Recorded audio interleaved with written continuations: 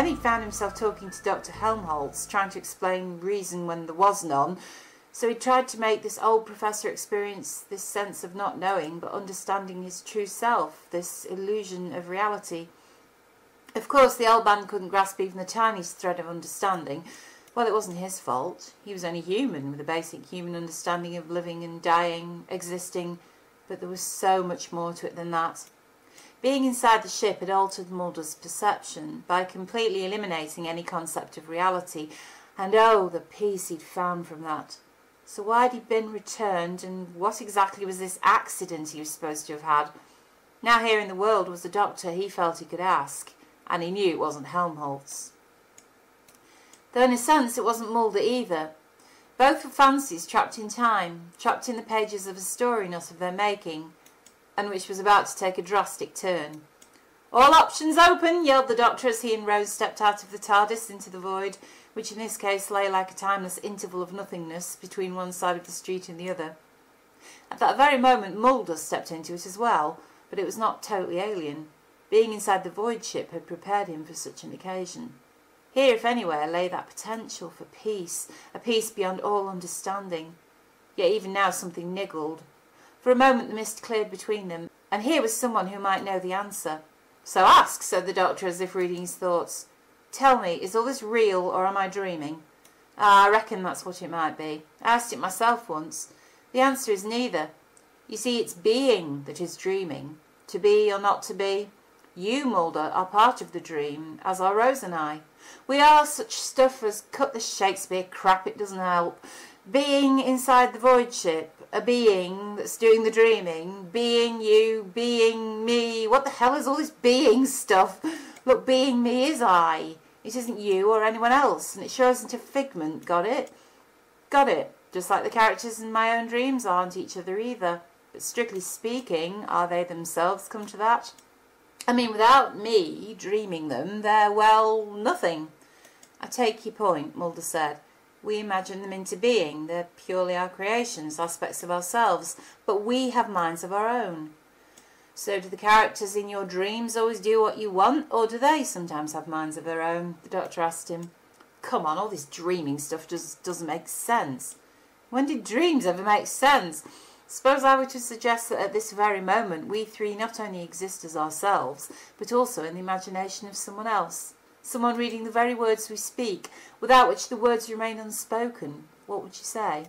"I'd say you and your ideas are crazy," Mulder exclaimed. "Ah, yes," the doctor smiled, "but perhaps the author is crazy, so his thought forms act crazy as a result. I sure do most of the time, though I prefer the word playful, even if some of the games aren't always what we hoped for. Tell you what, here's another crazy idea. Suppose a dream is out there right now as much lost in the mist as we are, and so not sure what's going to happen next. Or if he can do anything about it anyway, because he's so caught up in the dream he's forgotten all about himself doing the dreaming and imagines it to be real, just like we do." "So hadn't we better remind him?" laughed Mulder, feeling a bit better about the whole thing. "I just have. The problem is getting him," "Or her," interrupted Rose. "Or her, to listen. In which case, perhaps you'd like the job, Rose. You'd probably get on well." "Don't ask me. I don't even know what you're talking about." "Splendid. That's the best way to begin. As Mulder said a few pages ago, no, don't try to understand that either. Take off your metaphorical glasses, close your eyes, and open your mind." Which she did to startling effect. Rude of him to leave like that without so much as a goodbye. Never thought much of him as a student either. Dr. Helmholtz closed the file and returned his gaze to the window. Outside a mist had come down, almost obscuring the buildings opposite. Nearby the low sound of a foghorn could be heard, like a ship in distress, he thought, which left him somewhat puzzled considering where they were. He stood up to approach the window, wondering if he'd actually seen a police box, or if for some obscure reason he'd imagined it. At that moment the study shook, propelling Helmholtz back into his chair. Seconds later the intercom buzzed. Expectantly, he switched on the receiver. "Sorry to bother you, Doctor," said the voice of his secretary nervously, "but there's a gentleman here." She paused, and he could hear someone muttering in the background. Then, "He says he's the steward, and would you come up on deck immediately, bringing your life jacket with you? Apparently we've struck another vessel, and we're in danger of sinking." Mulder stared incredulously at the space where Rose used to be. "Where'd she go?" "Nowhere. She's still there," the doctor replied matter-of-factly. Okay, I'll put it another way. Why is the space she's in empty? In a bit the space you're in will be empty too, as it were before you got here. Right, if you want to be smart, let's skip the where she is. Let's try when is she. Mulder asked, starting to get annoyed. Hold on, I'll do the coordinates. The doctor took out something that looked like a watch, but wasn't. Yes, as close as I can make it, it's 2:37 p.m, 2nd of February, 1933. As far as space is concerned, she hasn't moved a jot. Unfortunately, the space she's in has taken her with it. Explain, or I'll think I'm as crazy as you are, Mulder asked, exasperated. Now we come to the hard bit. Knowing is one thing, but explaining it is something else. Look, you know space and time are separate, don't you? They're two aspects of one thing called space-time. Exactly. Now, how can I put it? From our point of view, the space Rose was in is still there, right? Right. But if you were watching from, say, Mars, it would have shifted quite some speed from west to east, not least because the world's spinning, taking Rose's space with it. Yeah, I see that, Mulder pointed out. But then that fellow on Mars is moving too, going round with Mars, which in turn is moving round the sun, which is... Heck, where's anything heading in the end? Quite, the doctor replied knowingly. To really find where anything is at any particular moment, you'd have to stand on something perfectly still, something not going anywhere. And who the heck can do that? Me! I'm a Time Lord. Well, a space-time Lord, but that's a bit of a mouthful. So where, when is Rose now? Mulder asked. I've given you the when, let's check the where. He turned the watch over to reveal something that looked like a compass, but wasn't either. Now let's see. Ah yes, at that particular moment in time, Rose and the space she's in should be at longitude 31, latitude 53, which is about halfway across the Atlantic Ocean. And what with unusual fallout due to spatio-temporal drift, she might well have taken someone else's space, including them, along with her. Rose's eyes darted open. She was back.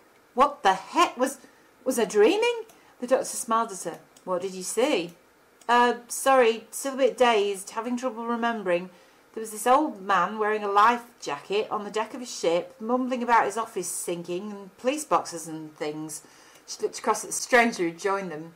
And he knew you, Mulder. Helmholtz, Mulder said, puzzled. That's not the half of it, she stated. Said his office was a ship and it had crashed into another ship. As if on cue, the TARDIS suddenly jolted with such force it threw all three occupants across the floor. Scrambling alongside the doctor and his companion for a handhold or foothold, Mulder became aware of his surroundings. How did I get here? He yelled. Never mind that now, the doctor replied, trying to get his magnificent living machine under control. It shuddered and undulated for a good while, then came to a standstill. He rushed to the door and threw it open. Turning to his travelling companions, he announced, Just as I thought, we've crashed into the ship. A spaceship? Rose asked, picking us up off the floor while still reeling from her dream. Nope, a steamliner. Mulder stared at him dumbfounded. How in hell can we have hit a boat? Rose just gasped. But that was in my imagination, Doctor. Then a sudden thought struck her, and she was quite pleased it had, as she didn't think she'd understood anything he'd said to her. But quite clearly she had. It's the void. It's got to be right. So whatever we imagine or dream, it makes it happen. It brings things into existence and makes us a part of it. The void is nothing, Rose, the doctor said. But I like your train of thought. OK, you said it's the non-space between all possible parallel universes, she added defiantly. And now the rift is open again. So they can now overlap onto or into one another then. And we're in the centre of it, the maelstrom.